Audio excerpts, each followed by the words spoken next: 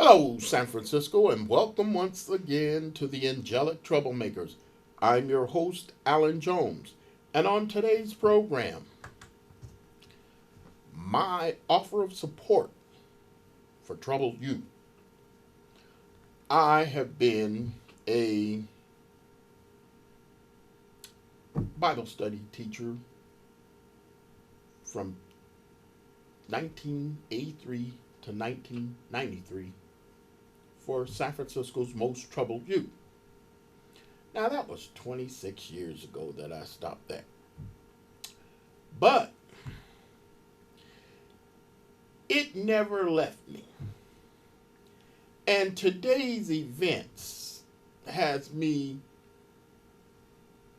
making a new offer. Not that I have not stopped helping troubled youth, but something troubled me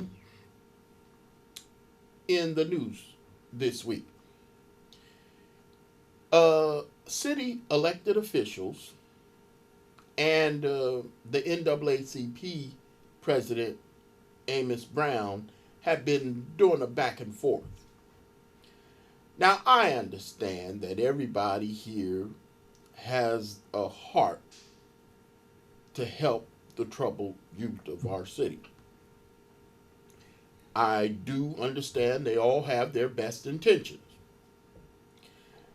But something really troubling came about this week that I thought, oh no, this is not right. This does not look good. But before I get into that, like my t-shirt, sweatshirt, my hoodie says, Mr. President, you're fired. And it's my Zazzle creation. But the thing is in relating it to what I read in the paper this week, I find it strange that city officials are calling for Amos Brown to be fired. I don't believe it. Elected officials are calling out Amos Brown, who I do not really support. I just don't think that it's their place to call on him to be replaced. The NAACP has been around for 100 years or so. And in San Francisco, it's been run by the Dr. Reverend Amos Brown, who I have my issues with. I think that he is past his prime. However, I just don't think that it's right that elected officials are calling for him to be replaced because he disagreed with what they were doing. Now, as elected officials, I think that it's the height of arrogance that you call on people in the community who have dedicated their lives to helping others. They need to go. I thought we were all in this together. Now, I sarcastically said that the two gentlemen who were elected officials, I'm not sure whether they're elected, but one was elected, one may have been appointed officials. One was with the school board, one was a member of the board of supervisors. And they were saying that they didn't appreciate the fact that the Reverend Amos Brown was calling out some who opposed London Breed as being racist, having racist agenda. And so they were firing back. And the thing is London Breed is not getting any help, in my opinion, from the San Francisco Board of Supervisors, all elected officials. But one particular official, I'm not going to mention the person's name, But one particular official, with his own arrogance and ego, took exception to the fact that he was being called racist against against his own race by the Reverend Amos Brown, because uh, there was a whole bunch of shenanigans going on in the uh, uh, district attorney's office. Now I know this is a lot of stuff that I don't even want to go into. Our current uh, district attorney, George Gascon, today's his last day, or Friday was his last day. He quit. He's going to Los Angeles, try and pick up where he left off. And London Breed, our mayor, appointed someone to take his spot a month ahead of an election where the voters were going to decide who's going to be the next DA. It was a shifty, shabby move. I didn't appreciate it. But if London Breed shot someone on Fifth Avenue, I'd still support him. Anyway, the issue is Amos Brown didn't like the fact that another supervisor wanted to pass legislation preventing this move from being made a month before an election. He wanted it 90 days. Well, 1 month, 2 months, 3 months. Look, the particular supervisor who objected, he would have done the same thing if he was mayor. But anyway, I'm getting off point. My point is the troubled youth of San Francisco are being used in a tug of war. City officials, the mayor's office, the board of supervisors, and some community members are all pulling for our troubled youth. This is not right. And the main point is the mayor of San Francisco does not like the fact that the Board of Supervisors went on and decided on their own to close down Juvenile Hall by the end of 2021 with a bunch of promises that we won't know what politicians and promises mean. So, Mayor London Breed objected to this, and she didn't support it. Amos Brown, hey, you didn't ask the black community. Well, the members of the Board of Supervisors who all got together and did this, they said, hey, we don't need you. And so they're all three trying to have a say-so in how to deal with our most troubled youth.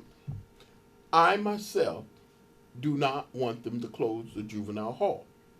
Why? I'm all for alternatives to incarceration. San Francisco has a pretty good program going on that George Gascon got off the ground. But the fact is, there are some troubled youth who fall through the cracks. There are many people in San Francisco who are doing some excellent work in keeping young people out of trouble. When I was a Bible study teacher at the San Francisco Juvenile Hall 26 years ago, in my class alone, there were 25 students on average, or 25 kids on average per week in my Bible studies and Sunday church services. Today, on average, in the whole facility, there's 25 on average. So, young offenders has dropped. But the fact of the matter is, there are some still who drop through the cracks. There's kids who still commit heinous crimes. And so, what are we going to do with them? Get them a fancy new facility? It ain't going to work. Because no matter how fancy the facility, it's what's in the heart. When I left juvenile hall, I'm going to get to my support. When I left juvenile hall, one of the most disturbing things that I saw was during one of my Bible studies, a couple of months before my last days there, they were rolling in a Donkey Kong game into the classroom where I was teaching a Bible study. And you have 25 kids in the room in there for murder, attempted murder, carjacking, gang violence. I even believe at the time there may have been one in there for either rape or something to do with a child molestation type issue. But these were serious offenders. And you're bringing in a Donkey Kong game, video game. You're basically turning a place of reflection and learning into a playpen, was what was going on at the time. So, I thought, this is not going to go well. Well, some of that same stuff is the reason why we have some who fall through the cracks. Because there are some who are in such serious need of a juvenile hall type setting just to keep them alive or a closer eye on them. It's not being done at home, apparently. And so we need a facility like this.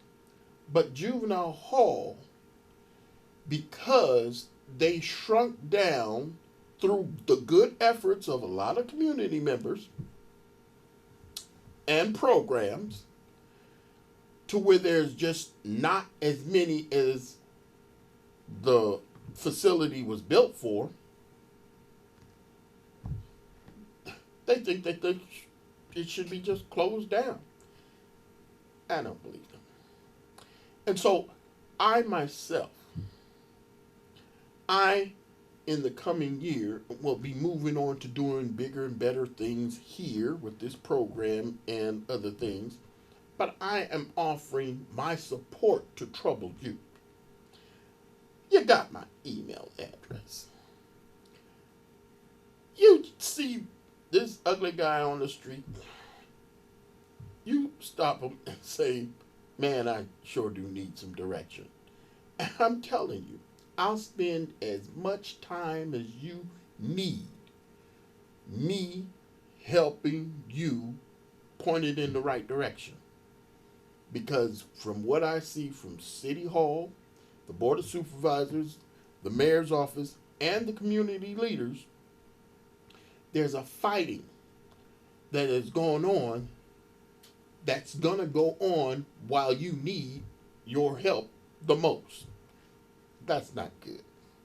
And so I'm just saying, I know that it's not going to be easy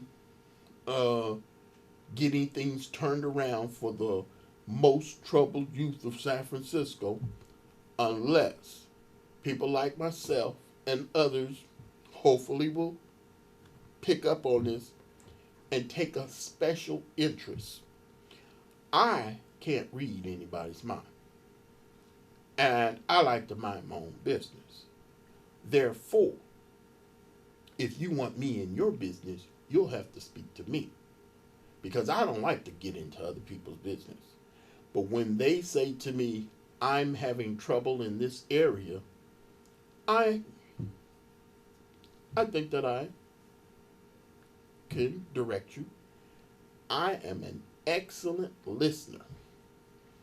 I honestly have been through enough in my time on this earth that, hey, I'm confident that the advice that I give is solid. If you don't take it, that's another thing. Um, but I'm saying that I have no agenda. If I say I love you, it's not anything like I want to get in the bed with you. I am saying that I care that you become the best person you could possibly be.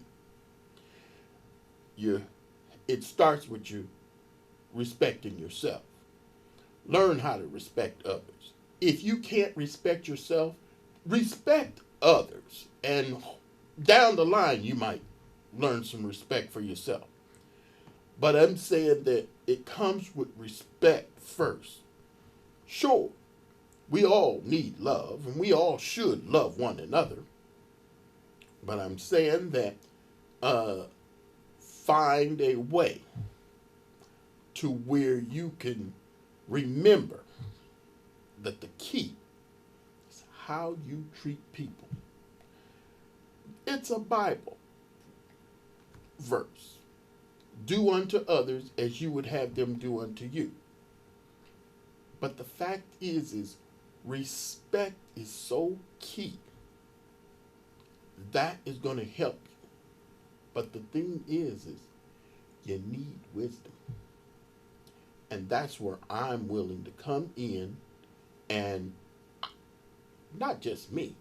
I honestly believe that you young people can go to different people who are up there in age, and they'll be able to detect that you need guidance, and they're not going to send you down some wrong path. And that means individually, if you went to Amos Brown, if you went to the Board of Supervisors, or any other community uh,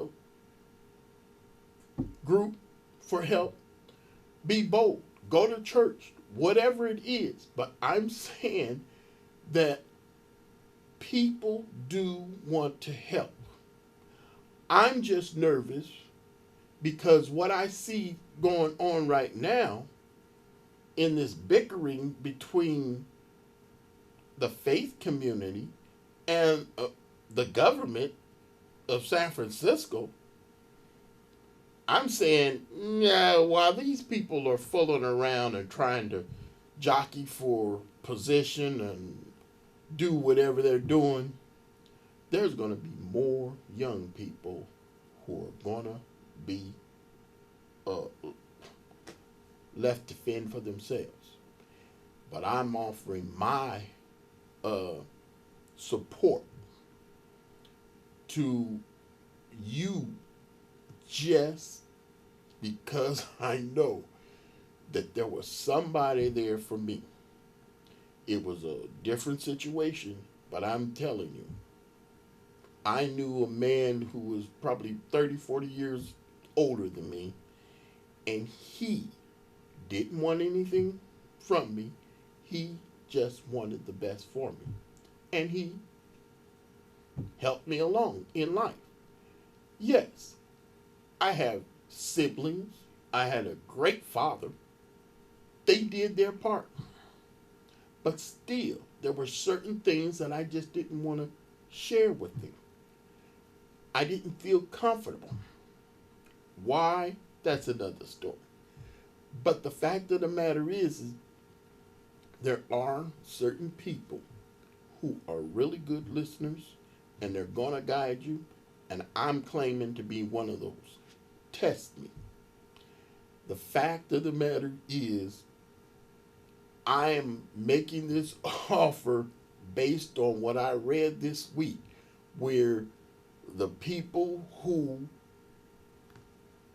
are in positions of leadership in the community, church, and city government are fighting over what's best for the young people of San Francisco, and it don't look good. It really don't. And so I'm just making myself available. I know that it's going to be tough. You see somebody standing on the corner. Hey, I seen that guy on TV. And you might not want to just come up and talk to me.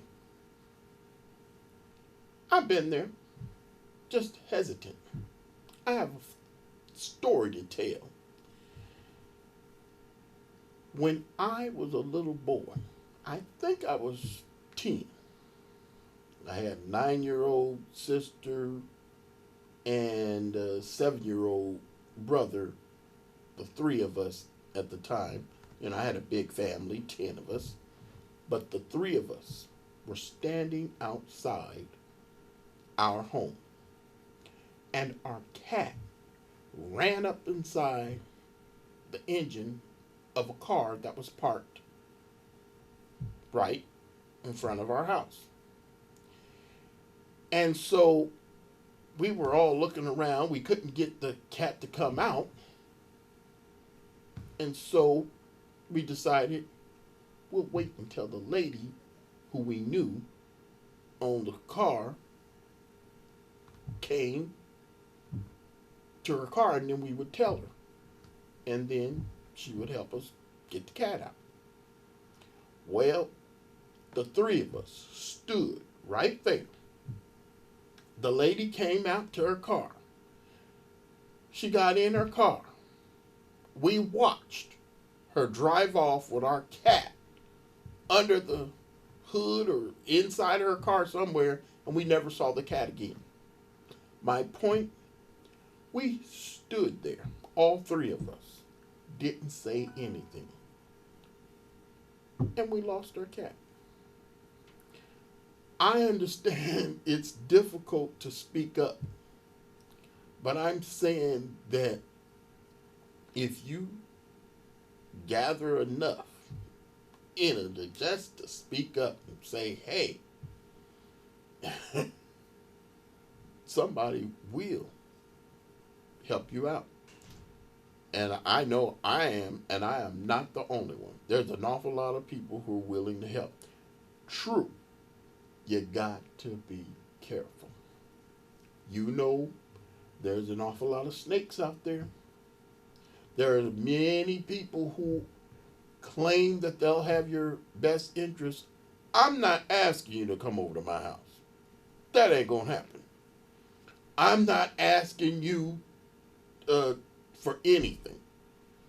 And I don't recommend you go anywhere with somebody.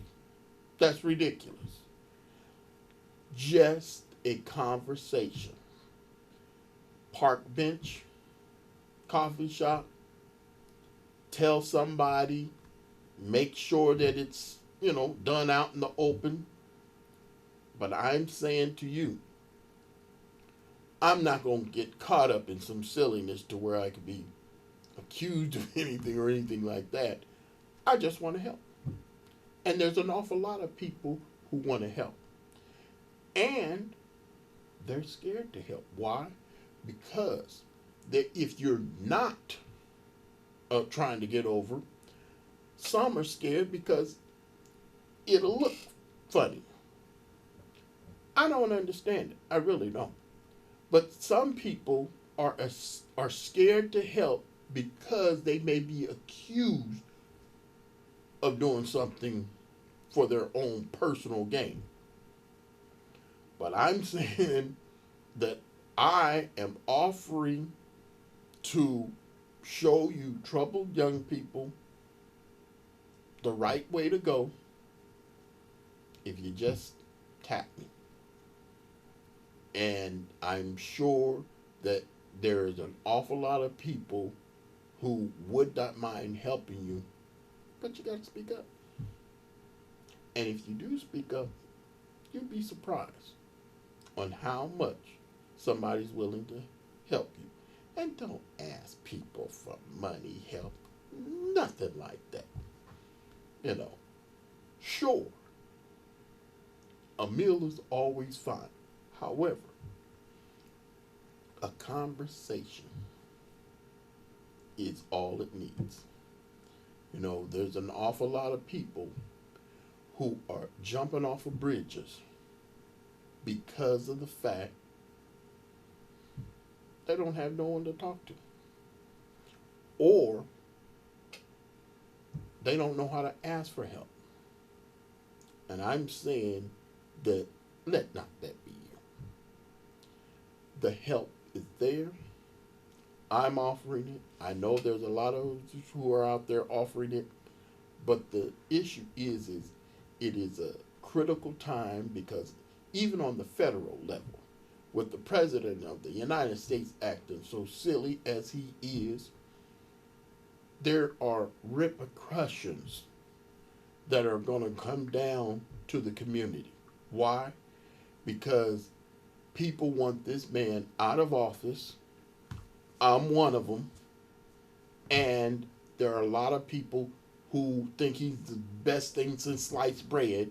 They don't care about all the crimes he may have committed. And so what's going to happen? We are going to get more and more and more apart. And as we get more and more and more apart, there's going to be an awful lot of people lost. And I'm saying it don't have to be that way. These are interesting times. And as San Francisco Bay Area has suffered a few little earthquakes, there's going to be some bigger earthquakes. And I'm not talking about the ground. I'm talking about even in your own heart. We all need one another. And I'm saying to you that I'm offering myself because in, let me put it this way. A young man up at Juvenile Hall once said to me, Brother Allen, you have a big head. And I said to him in response, got big plans too. What it is I got something up in my head and I just can't wait to share it with you. One of the things that I like to share with you, you don't have to be an angel to do the right thing. When everybody's looking for you to be perfect, go to church, do this and do that, oh, I'm all for church. But you don't have to be perfect. You can start by doing just some little old thing, and it's going to help you. But you need a little direction. And if I can metaphorically put it this way, it would be, I am like an air traffic controller. Do you know what they do? An air traffic controller gets you on the right runway for takeoff, and when you're coming into land, make sure you're on the right runway. That is what I do. And I think I'm pretty good at it. But the fact of the matter is I can't guide your plane or fly your plane. You have to fly your plane. But if you get the communication going, once we get close enough, things can work out. I really believe it. It worked out for me, and believe me, I was a knucklehead. And so I'm saying to you, all you knuckleheads out there, things gonna be all right. But you got to open your mouth. Reach out. Until next time.